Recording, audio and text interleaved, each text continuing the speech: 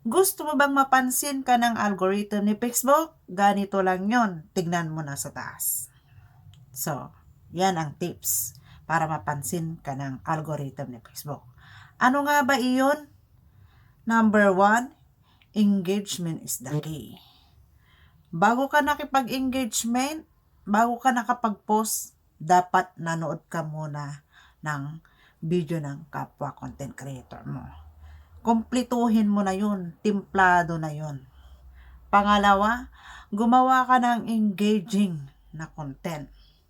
Pangatlo, galingan mo na para gustong panoorin ng mga viewers mo ang iyong content. Pang-apat, syempre, hindi pa huhuli. Gumawa ka ng content mo para may maipost ka. Pang-lima, kung wala kang maisip na content, i-share mo lang yung latest na content mo. Tapos, mag-react ka sa kapwa content creator mo. Manood ka. Gawin mo yun araw-araw para mapansin ka ng algorithm ni Facebook. Ganun lang ka-easy.